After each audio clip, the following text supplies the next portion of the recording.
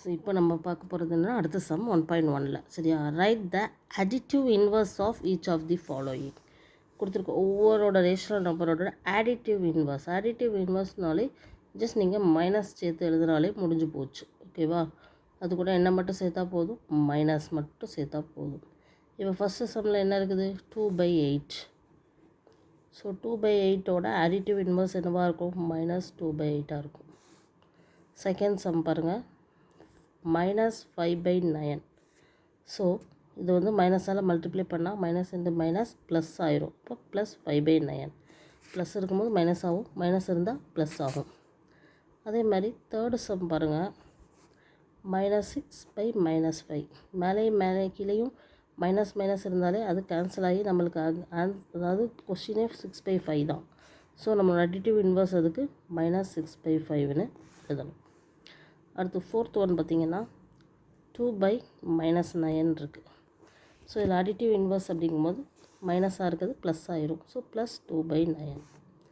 So last சம்மில் பார்த்திங்கன்னா 19/-6ன்னு இருக்குது. ஸோ இது +19/6ன்னு ஆகும். இவ்வளோ தான் சரியா. இது ஒரு சம். ஈஸியாக அடிட்டிவ் இன்வர்ஸ் இந்த மாதிரி பண்ணிட்டு போயிடலாம். ஓகேவா. இன்வர்ஸ் அப்படிங்கும்போது அதனுடைய சைன் மட்டும்தான் மாறும்.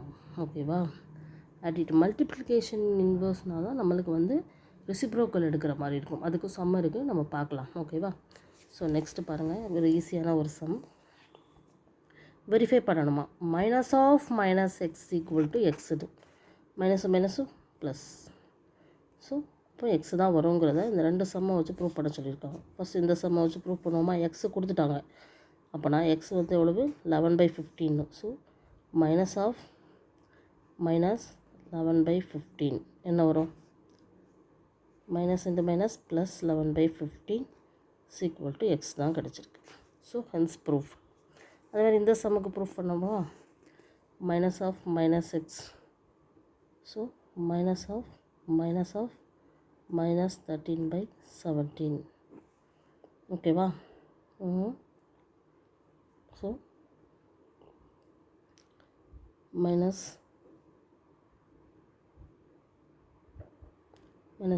ப்ளஸ் ஆயிரும். ஸோ +13/17 = ஆன்சர் என்ன, -13/17. This is also x. Hence proved. ஓகேவா. ரொம்ப ஈஸி இந்த மாதிரி sum. Next one, find the multiplicative inverse of the following. இங்கே தான் நல்லா புரிஞ்சுக்கணும். அடிட்டிவ் இன்வர்ஸ்னால் நம்ம சைனை மாற்றணும், அதாவது ப்ளஸ் இருந்தால் மைனஸ் இருந்தால் ப்ளஸ்ன்னு மாற்றணும். பட் மல்டிப்ளிகேஷன் இன்வர்ஸில் வந்து நம்மளுக்கு வந்து சைன் ப்ராப்ளமே கிடையாது. ப்ளஸ்ஸோ மைனஸோ எப்படினாலும் இருந்துக்கலாம், அது அப்படியே தான் இருக்கும்.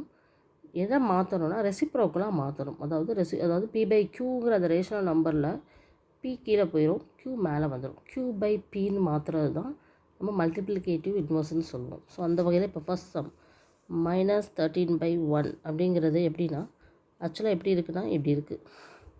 ஸோ இதை நம்ம தலைகீழாக மாற்றும் போது மல்டிப்ளிகேட்டிவ் இன்வர்ஸ் எப்படி கிடைக்கும்னா 1/-13. இதுதான் ஆன்சர். இப்போ இங்கே வாங்க, -13/19. அப்போ இதோட மல்டிப்ளிகேட்டிவ் இன்வர்ஸ்னால் அப்படி ரிவர்ஸில் போடணும், 19/-13. ஓகேவா. அதே மாதிரி இப்போ இது 5/1 = 5. மல்டிப்ளிகேட்டிவ் இன்வர்ஸ் இப்படி தான் எடுக்கணும். பட் அங்கே என்ன சைன் இருக்கோ அதை அப்படியே ஃபாலோ பண்ணிக்கலாம் நீங்கள், அதில் நோ சேஞ்சஸ்.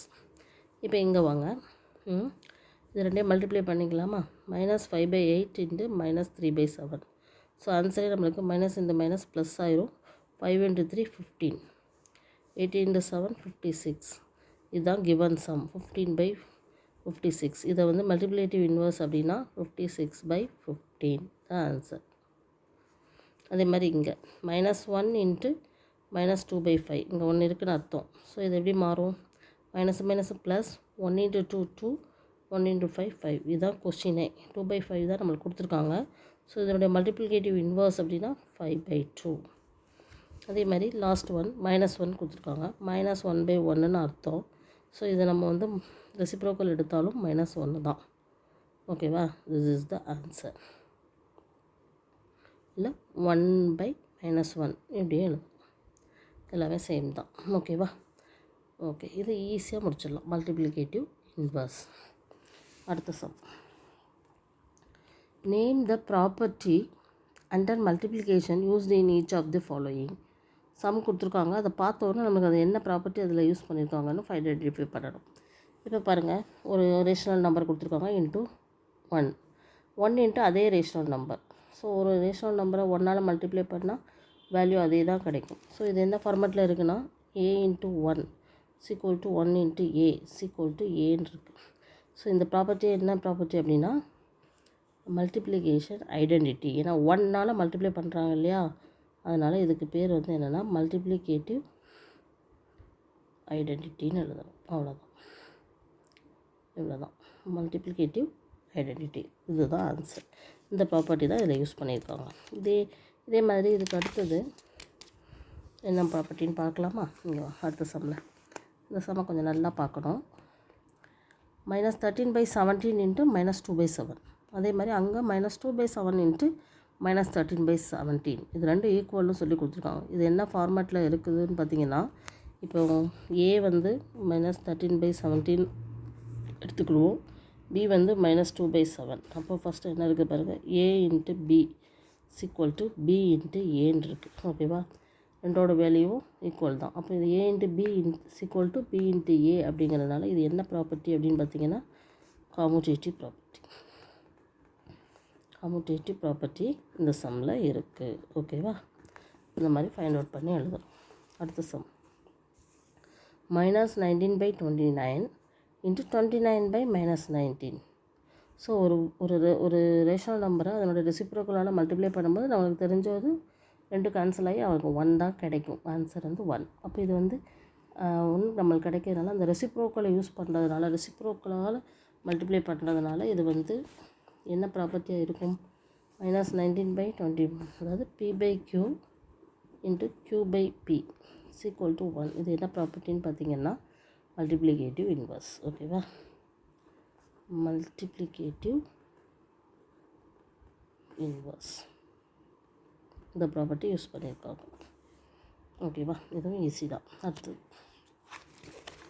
இப்போது அடுத்த சம்மில் பார்த்திங்கன்னா நம்மளுக்கு ஒன்று கொடுத்துருக்காங்க. மல்டிப்ளை 6/13. 6/13ங்கிற ஒரு ரேஷனல் நம்பரை எதால் மல்டிப்ளை பண்ண சொல்லியிருக்காங்கன்னா த ரெசிப்ரோக்கல் ஆஃப் -7/16. அப்போ ஃபஸ்ட்டு த ரெசிப்ரோக்கல் ஆஃப் -7/16 எது என்ன வரும்? ஸோ 16/-7 இதுதான் வரும், அப்படி தானே? ஸோ இப்போ ஃபஸ்ட்டு கொடுத்துருக்க நம்பரையும் இந்த ரெசிப்ரோக்கல் நம்பரையும் நம்ம மல்டிப்ளை பண்ண போகிறோம். 6/13 இன்ட்டு 16/-7. ஓகேவா, ஸோ என்ன ஆன்சர் வரும்னு நினைக்கிறீங்க? ஏன்னா நம்ம எதையுமே வந்து டிவைட் பண்ணி சிம்பிளிஃபை பண்ண முடியாது, ஒன்லி டைரக்ட் மல்டிப்ளிகேஷன் தான்.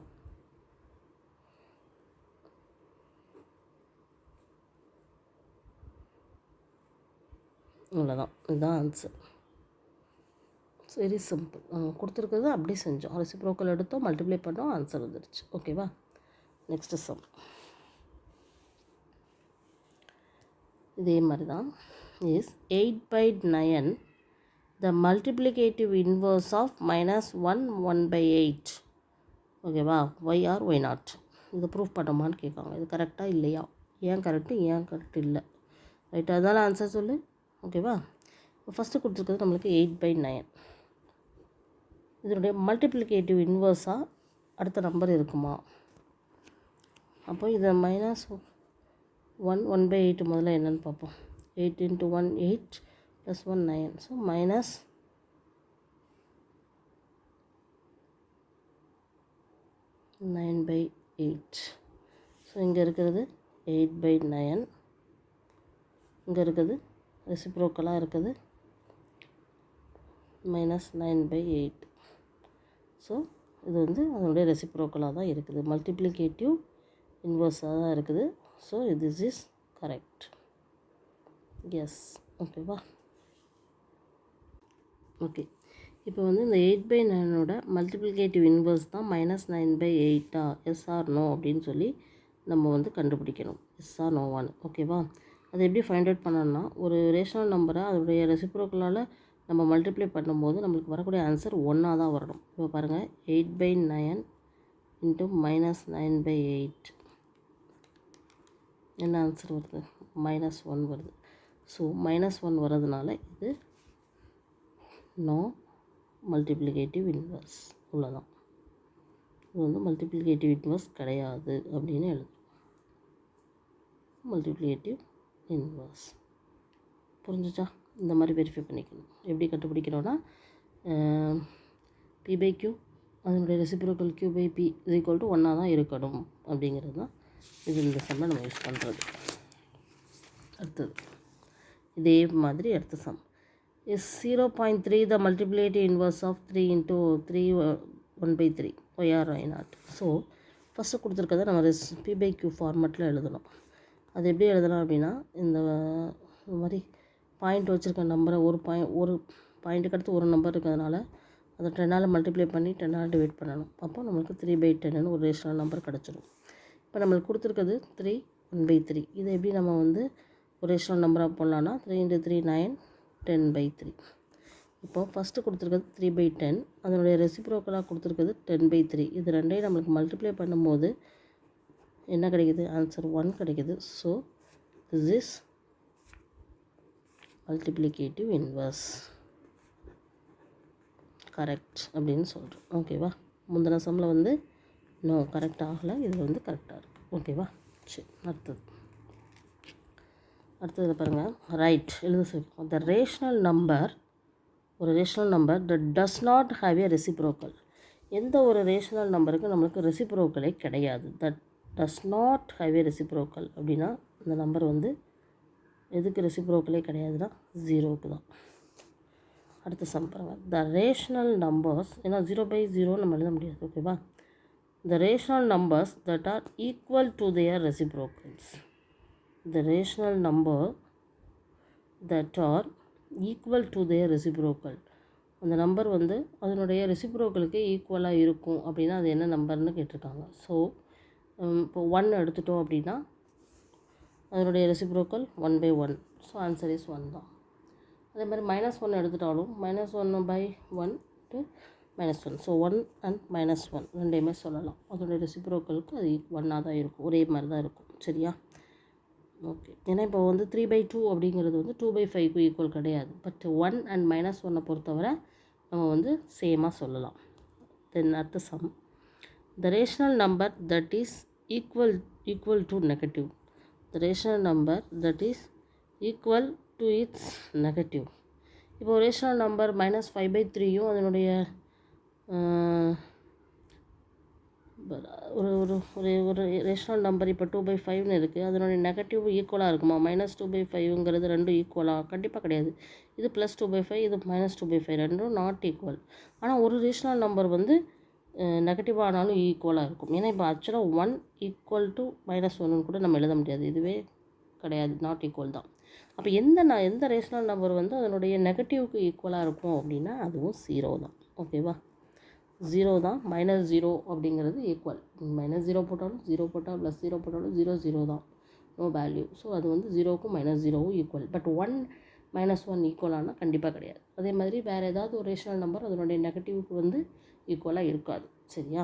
ஸோ 0 அப்படிங்கிறத ஃபைண்ட் அவுட் பண்ணிக்கணும். ஓகே, அடுத்தது பார்க்கலாம். 0க்கு என்ன கிடையாது? 0 ஹேஸ் நோ ரெசிப்ரோக்கல். 0வை நம்ம ரெசிப்ரோக்கல் எடுக்கவே முடியாது. ஓகேவா? 0/0 அப்படிங்கிறது கிடையாது. So 0 has no reciprocal.